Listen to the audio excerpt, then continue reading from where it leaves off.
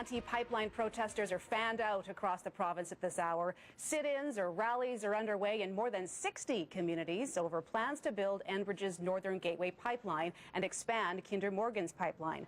One of the largest protests is at Christy Clark's Point Grey office, and that's where we find CTV's Brent Shearer. What's happening, Brent? That's right, Carrie. I'm out front of Christy Clark's Point Grey office. Several hundred people here, mostly made up of UBC students, faculty, and people from the Point Grey area. You can see Christy Clark's office just in behind me there with an organizer speaking on a megaphone. This is all part of the Defend Our Coast Day of Action. MLA offices like this all across the province have people out front of them right now over the noon hour, all opposed to two pipeline projects slated for the province. This is the Enbridge Northern Gateway project and Kinder Morgan's Trans Mountain pipeline. They're picking up on a lot of the momentum that was gained Monday when there was a huge rally outside of the legislature in Victoria. This time, though, protesters are pressuring MLAs directly, warning that in the months ahead, this will be an election issue, the coming election in May. We actually don't think it's very complicated. Her position has moved from one place to another. What we're asking for is, with respect to these pipelines, for her to just say no. I would absolutely see this as being an issue that's going to bring youth out for the election. It's an issue that's going to affect our entire working lives. Depending on what our government decides to invest in now will determine the industries that we can work in after we graduate from UBC and whatever our future is looking like. And it's also going to determine the climate that we end up growing up in as well. Now, Brent, it's not just Liberal MLAs facing the wrath of protesters there. I understand they're also targeting the NDP as well. That's right, all across the province, Carrie, and that includes NDP leader Adrian Dix, who has been opposed from the beginning, been opposed to the Northern Gateway project, reiterating again this morning that his party will not accept the federal government's authority to make a decision on the Northern Gateway project. Unlike the Liberal government, that we don't accept that the federal decision, that the Prime Minister's decision is BC's decision, that we'll assert our jurisdiction and that this decision will be made in British Columbia in a made in BC process.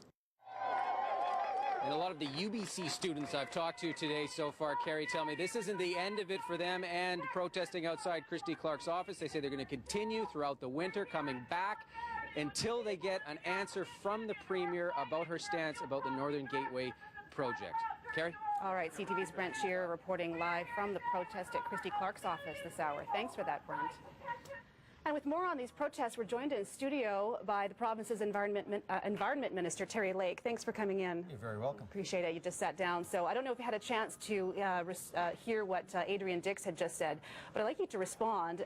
His comments were that the Liberal government is just accepting the federal decision on the pipeline. What's your comment there? Well, no, we've made it very clear. The Premier has been absolutely clear that there are 5 conditions that have to be met before any new heavy oil pipeline would be approved in British Columbia, and the first 3 of those are all around the environment. So, you know, we've been very clear. We need to protect the environment above all before any other considerations. Now, let's talk about the protest. How does this vocal opposition change how you approach considering this project? Well, obviously, this is a controversial project throughout British Columbia. It has been from the start.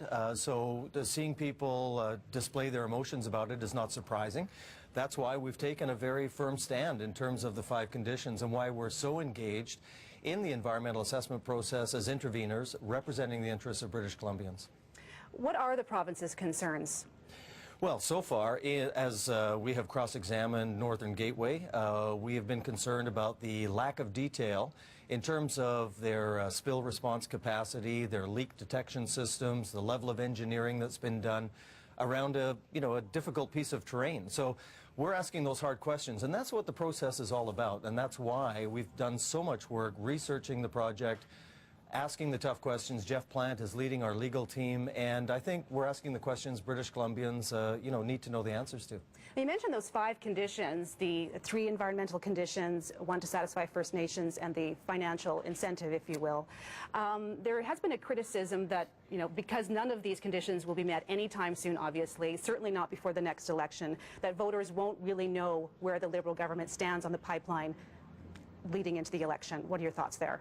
Well, first of all, you know, rather than just decide at the beginning of the process, which is what the NDP have done, and yet they haven't done that with Kinder Morgan or any other project in British Columbia. We've said, let's get information, let's ask the questions, and that's what this process is about. You know, in Canada we have robust institutions which include environmental assessment processes. Otherwise we would have no development whatsoever.